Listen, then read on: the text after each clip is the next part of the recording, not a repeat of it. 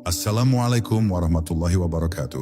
Tenangkan sejenak hatimu, perlambat nafasmu, dan izinkan dirimu hadir sepenuhnya di saat ini. Tidak ada yang perlu dikejar, tidak ada yang harus dibuktikan. Hanya ada engkau dan nafas yang sedang Allah titipkan kepadamu. Dengarkan keheningannya, karena di balik diam itu ada panggilan yang sangat lembut. Panggilan untuk kembali sadar, kembali merunduk, kembali mengenal Dia yang selama ini begitu dekat, namun sering terlewatkan. Mari kita mulai, bukan dengan suara yang keras, tetapi dengan hati yang bersedia mendengar. Bab 1. Nafas yang selama ini kau abaikan. Seringkali manusia mencari makna hidup ke tempat yang tinggi dan jauh, seolah rahasia Tuhan hanya bisa ditemukan melalui perjalanan panjang dan pembuktian besar. Padahal ada satu anugerah yang terus bersamanya sejak ia membuka mata pertama kali di dunia ini. Nafas. Ia hadir tanpa suara, tanpa bentuk, tanpa meminta perhatian. Ia bekerja bahkan ketika manusia lupa bersyukur. Dalam diamnya, nafas membawa pesan paling jujur tentang ketergantungan manusia kepada Sang Pemberi hidup. Setiap tarikan nafas bukanlah hasil kekuatanmu, dan setiap hembusan bukan pula hasil kecerdikanmu. Ada kehendak yang lebih dalam, lebih halus, dan lebih berkuasa yang sedang bekerja tanpa henti di balik dadamu.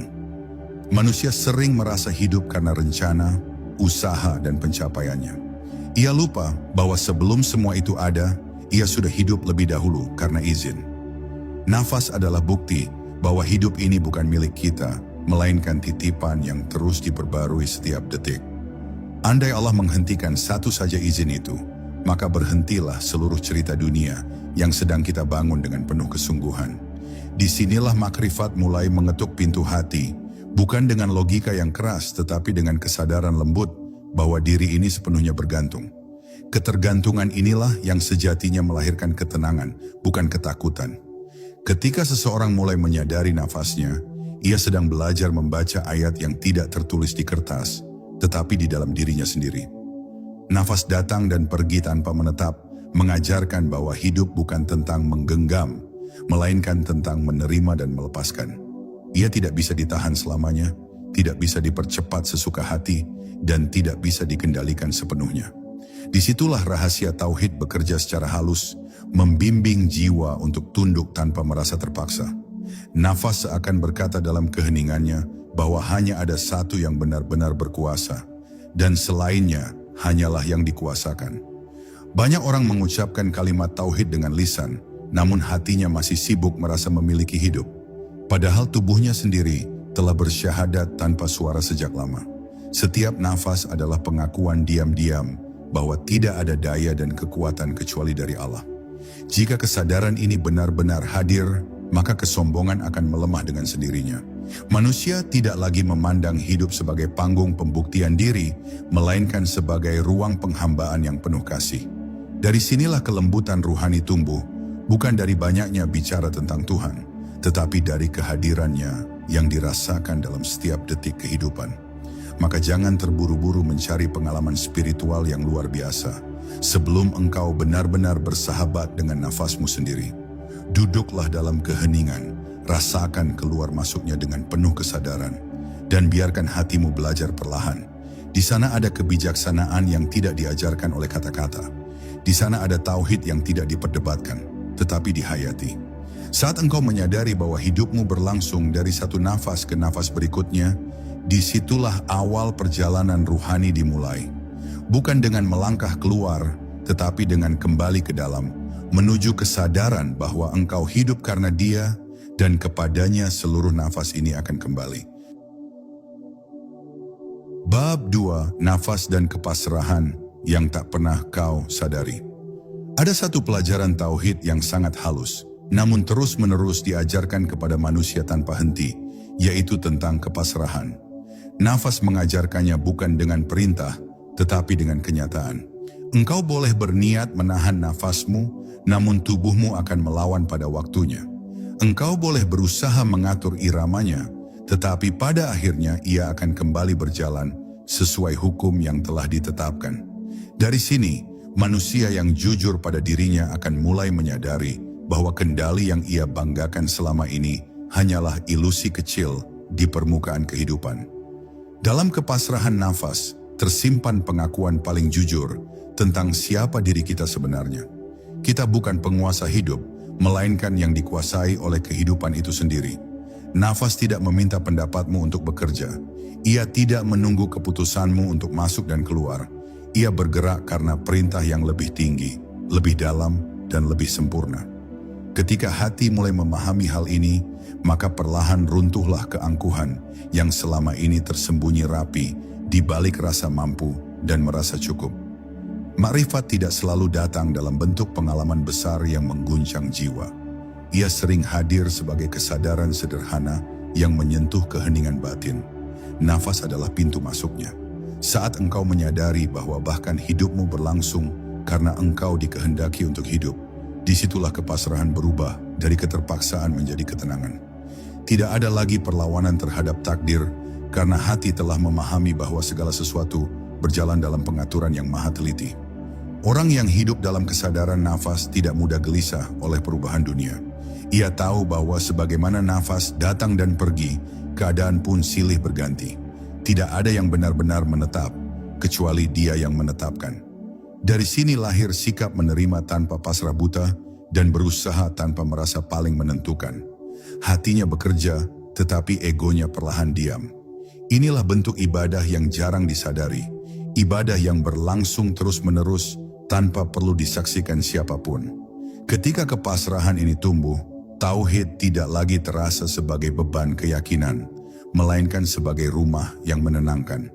Manusia tidak lagi sibuk menguatkan dirinya sendiri, karena ia tahu bahwa kekuatan sejati bukan miliknya.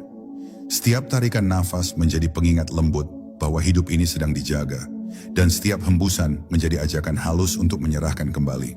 Di titik ini, jiwa mulai berjalan lebih pelan, hati lebih lapang, dan hidup terasa lebih dekat dengan makna yang selama ini ia cari kemana-mana. Bab 3. Saat nafas menjadi zikir yang tak terucap. Ada zikir yang diucapkan dengan lisan, ada pula zikir yang hidup tanpa suara. Nafas termasuk di antara zikir yang paling sunyi, namun paling setia. Ia tidak menunggu kesadaranmu untuk bekerja, namun ia menyertaimu bahkan saat engkau lalai. Dalam tarikan dan hembusannya, terdapat irama ketuhanan yang tidak bisa dipalsukan. Ketika hati mulai tenang dan perhatian tidak lagi terpecah oleh hiruk-pikuk dunia, nafas seakan mengajak jiwa untuk mendengar sesuatu yang selama ini tertutup oleh kebisingan pikiran. Bukan suara, melainkan kehadiran. Zikir lisan membutuhkan niat dan usaha, sementara zikir nafas berlangsung karena kehendak ilahi. Inilah rahmat yang sering terlewatkan. Allah tidak menunggu manusia menjadi suci untuk mendekat, karena sejak awal Dia telah menghadirkan tanda-tandanya di dalam diri manusia itu sendiri. Nafas membawa kehidupan, dan kehidupan membawa kesempatan untuk mengenal. Setiap tarikan seakan mengingatkan bahwa hidup ini masih dibukakan, dan setiap hembusan seolah menasihati agar jangan sombong atas waktu yang belum tentu kembali. Di titik ini, zikir tidak lagi menjadi aktivitas, melainkan keadaan batin. Ketika seseorang mulai menyadari nafasnya sebagai zikir, hatinya perlahan belajar diam. Bukan diam yang kosong, tetapi diam yang penuh. Pikiran tidak lagi sibuk menuntut jawaban, karena kehadiran telah menggantikan pertanyaan. Inilah wilayah makrifat yang tidak bisa dijelaskan sepenuhnya dengan kata-kata. Sebab yang dialami bukan konsep, melainkan perjumpaan batin. Nafas menjadi jembatan antara yang tampak dan yang hakiki, antara dunia yang bergerak dan Tuhan yang maha hadir. Dalam kesadaran ini, manusia tidak lagi merasa perlu membuktikan imannya kepada siapapun.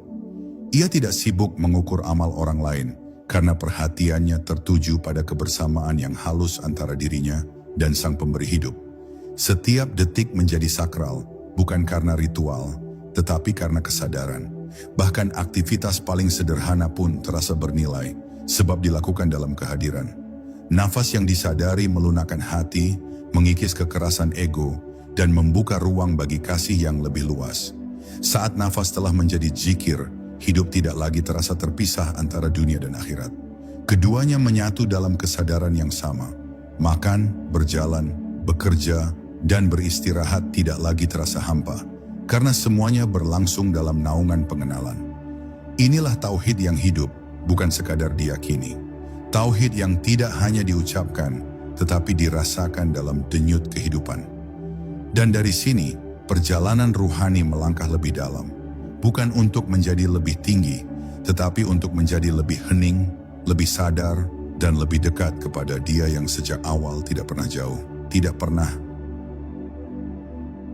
Bab 4. Ego yang perlahan belajar diam.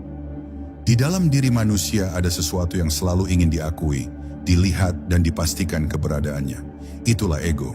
Ia tumbuh dari rasa memiliki, merasa mampu, dan merasa paling tahu.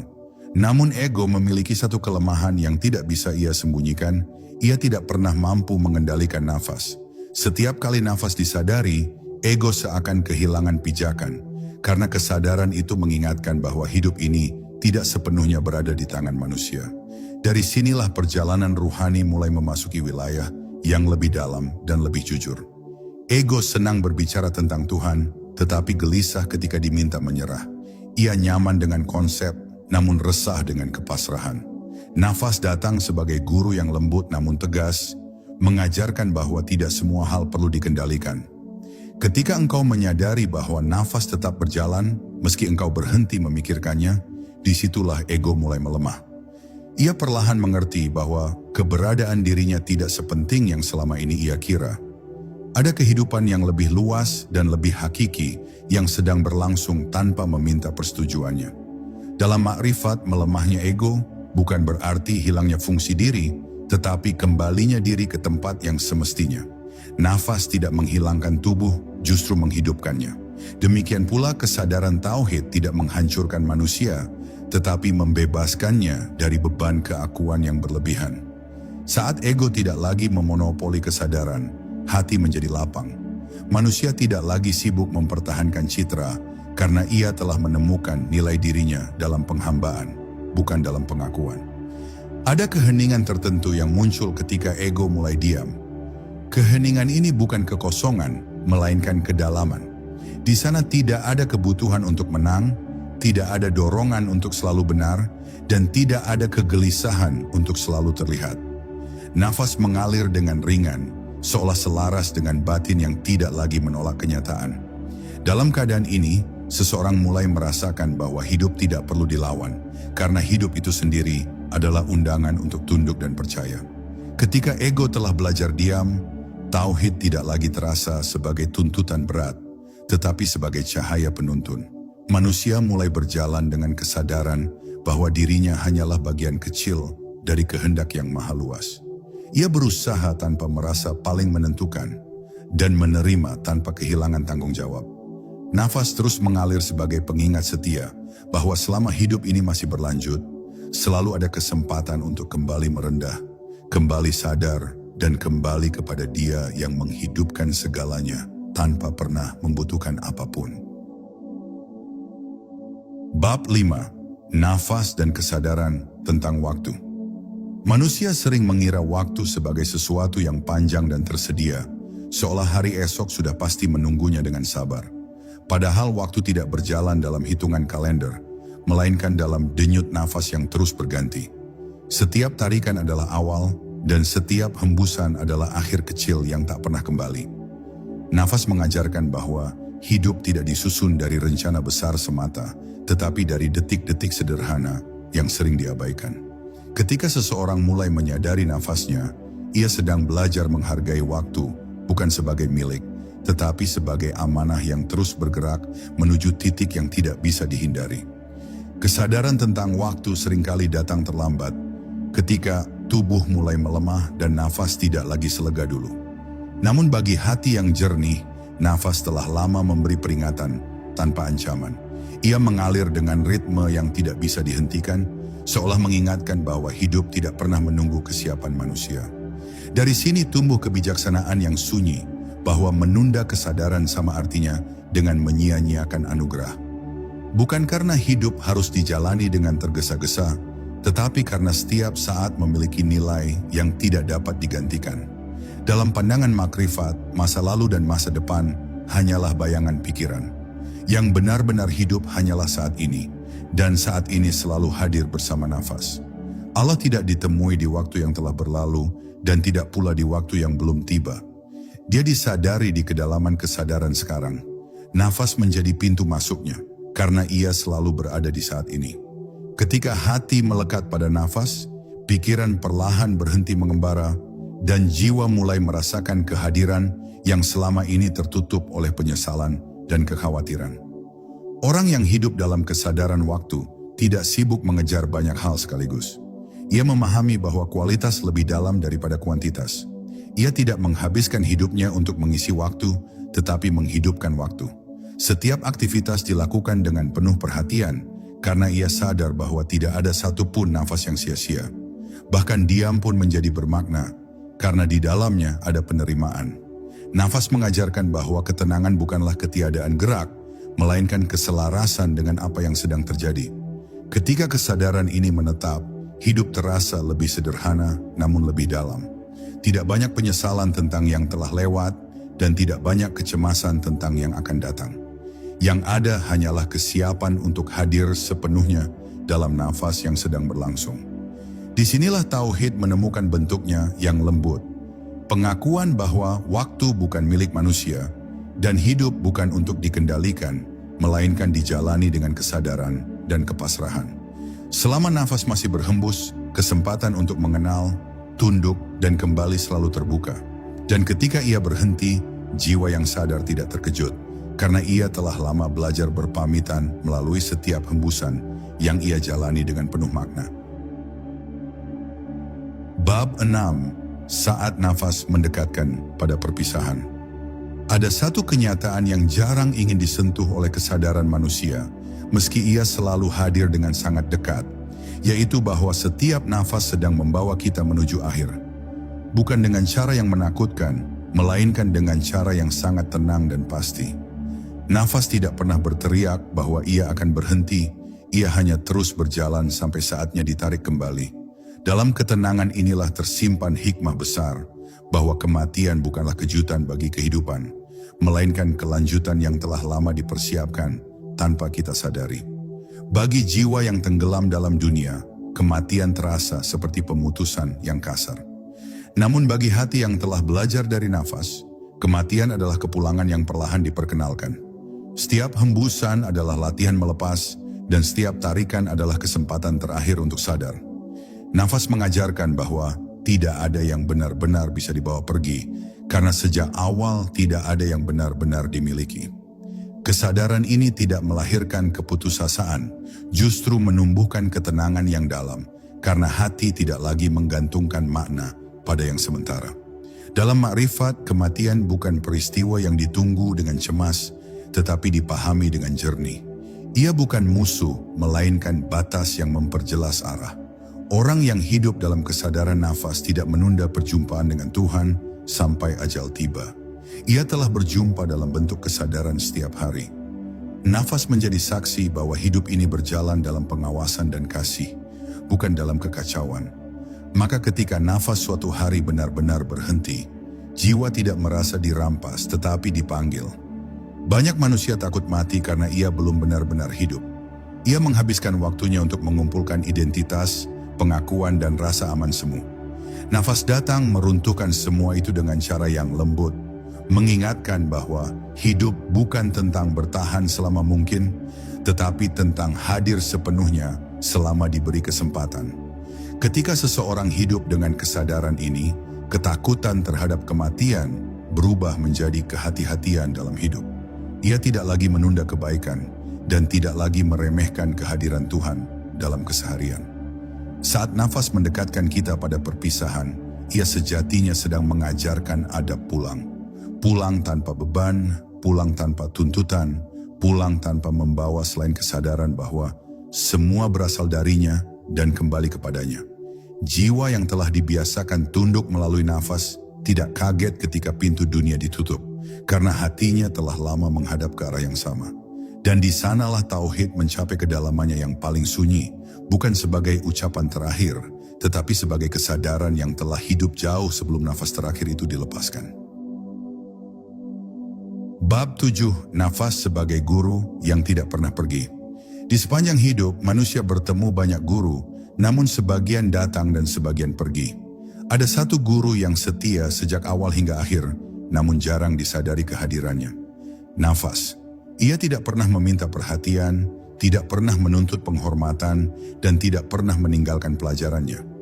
Dalam kesederhanaannya, nafas mengajarkan lebih banyak tentang kehidupan daripada ribuan nasihat yang didengar tanpa kesadaran. Ia hadir dalam diam, dan justru dari diam itulah kebijaksanaan mengalir. Nafas mengajarkan kesabaran tanpa kata. Ia tidak tergesa-gesa, tidak pula menunda. Ia bergerak dalam ritme yang seimbang, mengingatkan bahwa segala sesuatu memiliki waktunya sendiri. Ketika manusia gelisah dan ingin segera sampai, nafas tetap berjalan apa adanya. Dari sini hati yang jujur belajar bahwa ketenangan bukan hasil dari mempercepat hidup, melainkan dari selaras dengan alurnya. Nafas tidak pernah melawan kehidupan, dan karena itulah ia terus menghidupkan. Sebagai guru, nafas juga mengajarkan ketekunan yang halus. Ia tidak berhenti meski manusia lupa, lalai, bahkan ingkar. Ia terus bekerja tanpa syarat, seolah berkata bahwa kasih Tuhan tidak bergantung pada kesempurnaan hamba. Kesadaran ini melunakkan hati yang keras oleh tuntutan. Manusia mulai memahami bahwa ia tidak perlu menjadi luar biasa untuk dicintai, karena ia telah dirawat dengan kesetiaan yang tak pernah putus sejak awal keberadaannya. Dalam marifat, belajar tidak selalu berarti menambah pengetahuan, tetapi mengurangi kebisingan batin. Nafas membantu melakukan itu dengan cara yang sangat lembut. Saat perhatian tertuju padanya, pikiran mulai tenang, dan hati menjadi ruang yang lapang. Di ruang inilah kebijaksanaan sejati muncul, bukan sebagai jawaban, tetapi sebagai kejernihan. Nafas mengajak manusia untuk hadir sepenuhnya, tanpa perlu lari ke masa lalu atau masa depan. Dan kehadiran inilah inti dari pengenalan kepada Tuhan. Ketika seseorang benar-benar berguru kepada nafas, hidupnya berubah tanpa banyak penjelasan. Ia menjadi lebih rendah hati, lebih sabar, dan lebih peka terhadap makna. Ia tidak lagi memaksa hidup mengikuti kehendaknya, karena ia telah belajar dari nafas tentang keindahan kepatuhan. Dalam setiap tarikan dan hembusan, ada pelajaran tentang menerima dan melepas. Dan selama guru ini masih setia menemani, selalu ada kesempatan untuk kembali belajar, kembali sadar, dan kembali mengenal Dia yang mengajar tanpa pernah bersuara. Bab 8. Tauhid yang tidak lagi dicari. Pada satu titik dalam perjalanan batin, manusia berhenti mencari tauhid sebagai sesuatu yang harus ditemukan. Bukan karena ia telah kehilangan minat, melainkan karena ia mulai menyadari bahwa tauhid tidak pernah pergi. Selama ini yang hilang bukan Tuhan, tetapi kesadaran.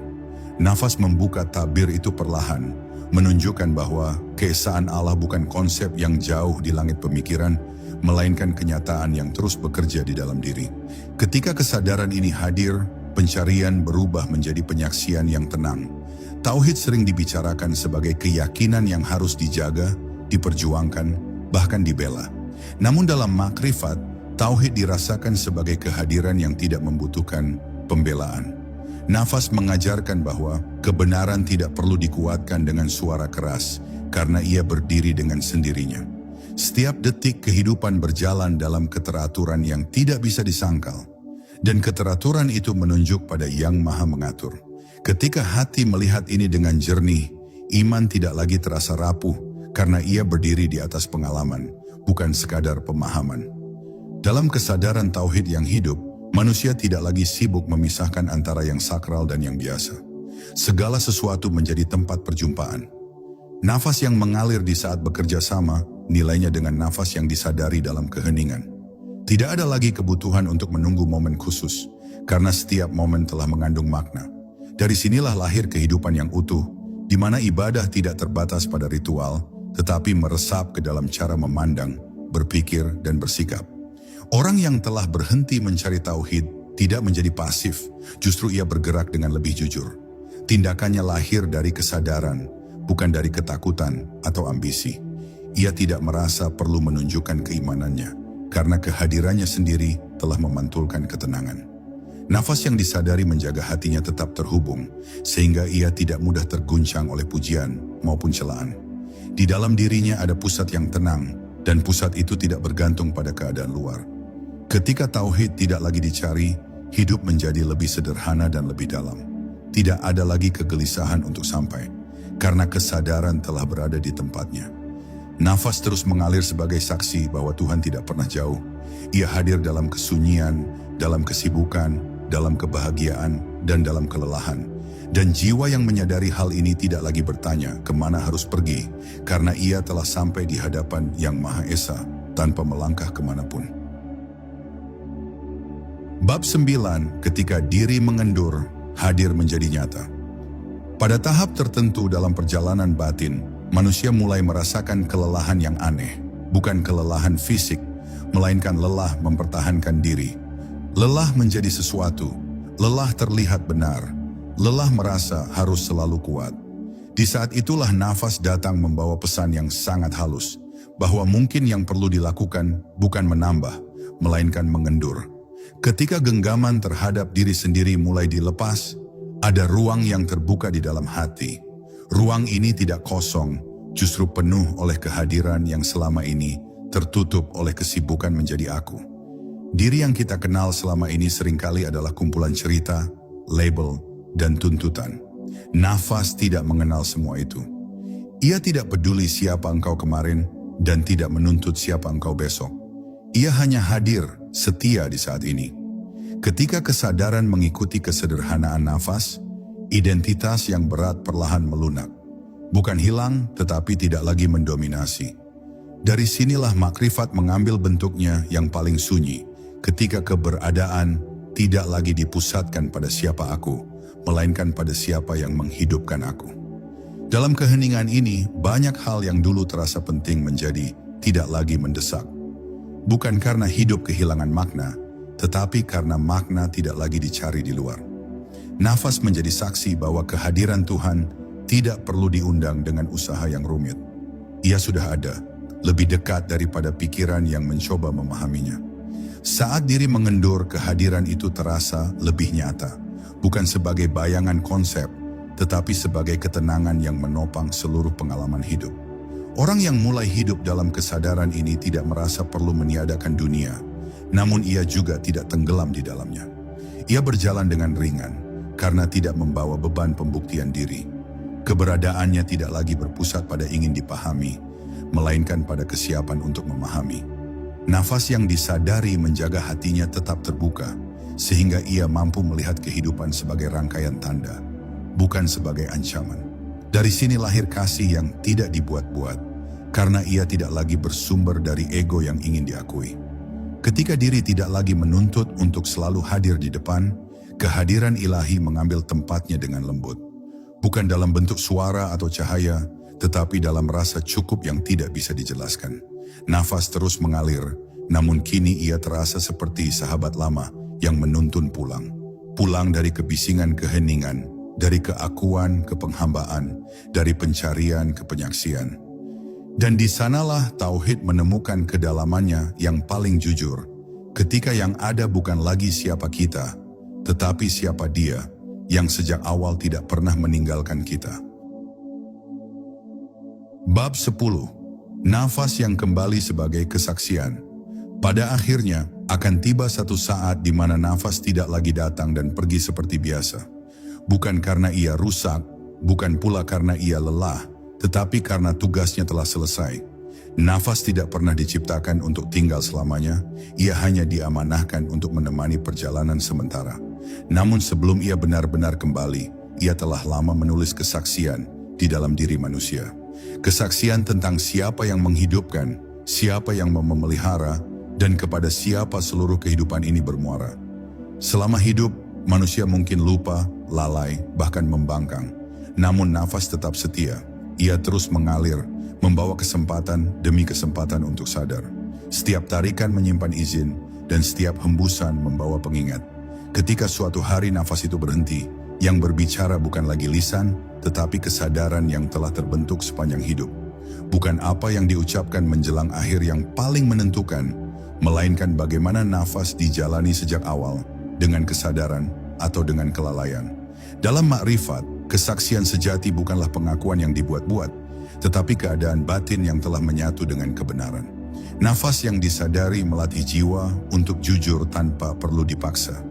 Ia mengikis kepalsuan, menenangkan kegelisahan, dan membimbing hati untuk mengenal tanpa banyak tuntutan. Maka ketika saat pulang tiba, jiwa yang telah terbiasa sadar tidak panik. Ia tidak merasa kehilangan, karena ia tahu bahwa sejak awal tidak ada yang benar-benar dimiliki. Orang yang hidup dengan kesadaran nafas tidak menunggu kematian untuk berserah. Ia telah berserah dalam setiap detik hidupnya. Tauhid baginya bukan slogan terakhir, tetapi napas kehidupan itu sendiri. Ia berjalan di dunia dengan penuh tanggung jawab, namun hatinya tidak terikat. Ia mencintai, bekerja, dan berbuat baik tanpa merasa sebagai pusat. Nafas yang mengalir di dadanya menjadi pengingat bahwa hidup ini dijaga, bukan ditinggalkan begitu saja. Dan ketika akhirnya nafas itu kembali kepada sumbernya, ia tidak pergi dengan tangan kosong. Ia membawa kesaksian yang hidup, bahwa di balik segala peran dan peristiwa, hanya ada satu yang maha ada. Tubuh boleh diam, dunia boleh ditinggalkan, tetapi tauhid yang telah hidup di dalam kesadaran tidak pernah mati. Ia pulang sebagai pengakuan yang utuh, bahwa seluruh perjalanan ini bukan tentang menjadi seseorang, melainkan tentang mengenal Dia. Dan di sanalah nafas berhenti, bukan sebagai akhir, tetapi sebagai penyempurnaan dari penghambaan yang telah lama dipelajari dalam diam. Sebelum kita benar-benar berpisah, izinkan satu pesan tinggal sejenak di hatimu. Jika suatu hari engkau lupa arah, jangan cari keluar terlalu jauh. Kembalilah pada nafasmu, karena di sanalah Allah pertama kali mengingatkan bahwa engkau hidup karena Dia. Setiap tarikan adalah izin, setiap hembusan adalah pengingat. Dan suatu hari ketika nafas itu berhenti, semoga ia pulang membawa kesadaran, bukan kelalaian. Terima kasih telah hadir dengan hati yang terbuka. Semoga nafasmu selalu menjadi jalan pulang menujunya.